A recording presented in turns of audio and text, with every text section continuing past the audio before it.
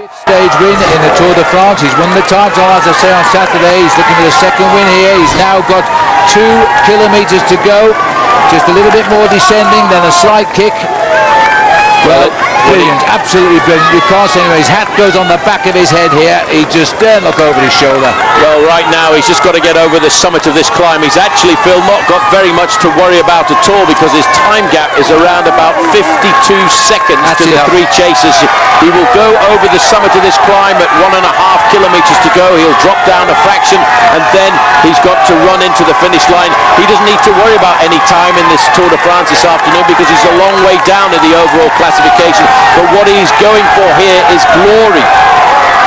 Alexander Vinokuorov now is cresting the hill, and he's not cresting the Tour de France, but he is back. His name still very much part of this big race. This is the carnage behind here. Kim Kirken being escorted by Kobo because Zubeldia has nipped away. Well, Zubeldia at the end of the day is not going to win the stage here this afternoon, Phil, but he's going to make a nice leap of the overall classification, and he may well even overtake his own teammate, Mikel Astroloza, who is in 8th place at the start of the day.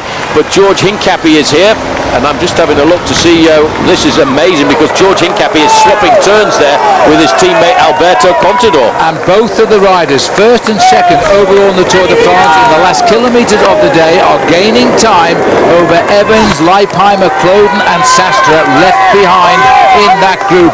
The interest really is here for the stage one, but it's back there with the top 2 riders of the Tour, again showing us they are also the best climbers of this race. This is the bravest attack we have seen. The man who has had so many stitches in his arms and legs, he's come back, he's at 1 kilometre to go. He won the time trial. We thought he was going to be back in the Tour de France, but he couldn't handle yesterday. He completely blew up. He waved at the cameras, and now another day in the Pyrenees, he's going to win it.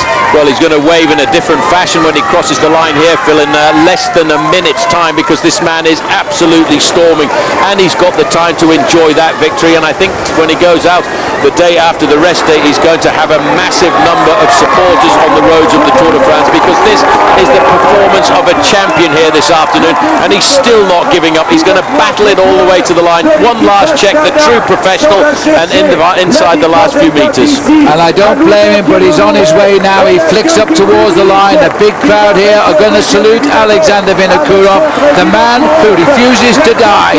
He's won at Gap, he's won at Briançon, he's won at Paris, he's won at Albi, and now he can add Val Thorens at Ludon-Biel because he's won here as well.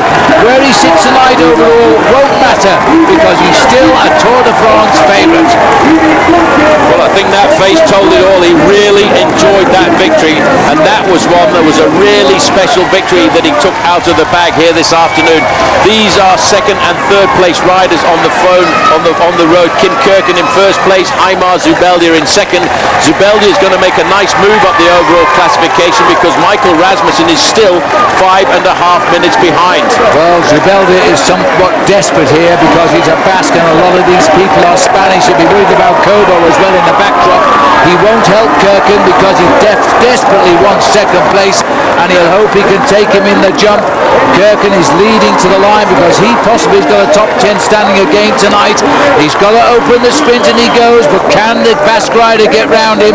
I'm not so sure he can here because Kirken driving on, and Kirken gets in. There is nothing left in Zubeldia, and Kobo is 4th. Well, the next riders to come through are going to be Michael Rasmussen, Alberto Contador and George Hincapie. Will have to wait around about 4 minutes before they come into the line, and here they are. This is the big battle. Hincapie is going ballistic around these corners because he knows now that Alberto Contador has got a big chance to put time between himself and Cadel Evans and Andreas Kloden, who are the big men who are dangerous to him in the individual time trial.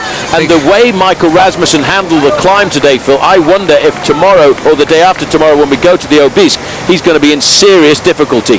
Well, we'll find out because they've hit him hard today, but it looks as though Contador is the man for the mountains on the team, that's for sure. Such an aggressive rider. Meanwhile, down here, time for a little bit of a wash and a change. Nobody else has come in, by the way. We've only got 4. We don't know how many surviving behind, but I think pretty soon we are going to see the arrival of Contador and George Hincapie and the yellow jersey.